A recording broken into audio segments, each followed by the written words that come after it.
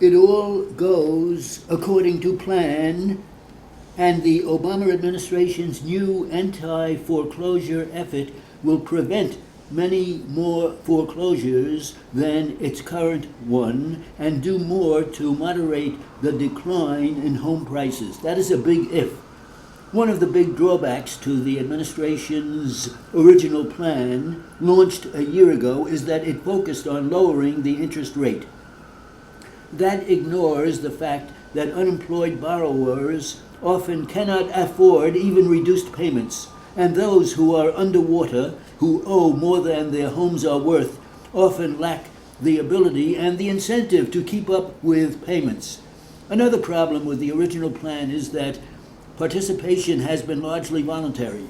Lenders were offered incentives to join but were not compelled.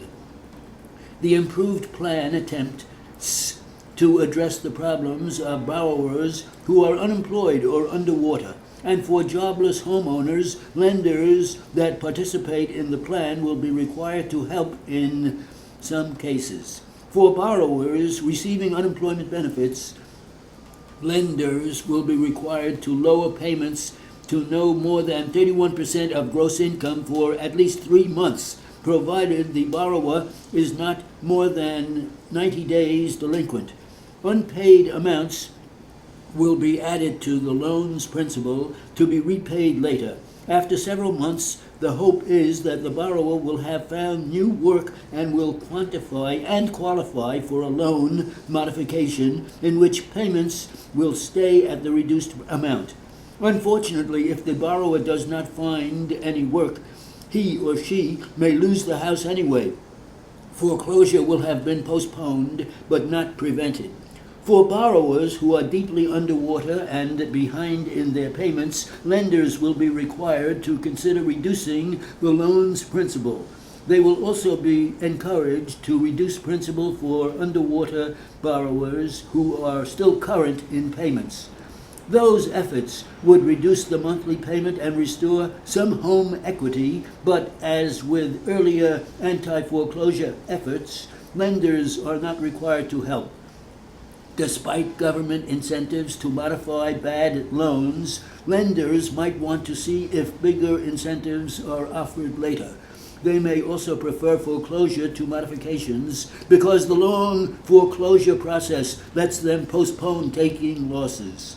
If lenders do participate, the new plan could prevent nearly $1.5 million foreclosures from now through 2012, compared with an estimated $650,000 under the old plan, according to Moody's Economy.com.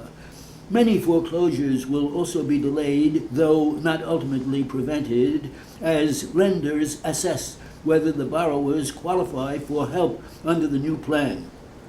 Taken together, preventing and postponing foreclosures would help stabilize house prices in the near term and thus reduce the threat that foreclosure poses to the nascent economic recovery. But foreclosures would still be a problem. Even if the plan saves 1.5 million homes, an estimated 3.6 million homes will be lost between now and 2012. That portends a weak housing market for a long time, which in turn portends a long, slow recovery.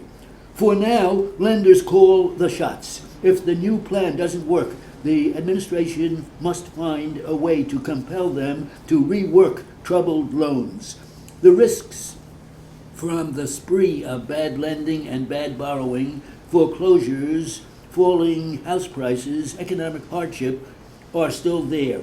Government officials talk a lot about accountability. There's even a government accountability office. The trouble is, it hasn't had a presidential appointed, Senate confirmed chief for more than 2 years. By law, a bipartisan commission of the House and Senate are sitting. it would rather avoid any trouble. It has done pioneering work on the nation's fiscal problems and broken system of defense acquisitions.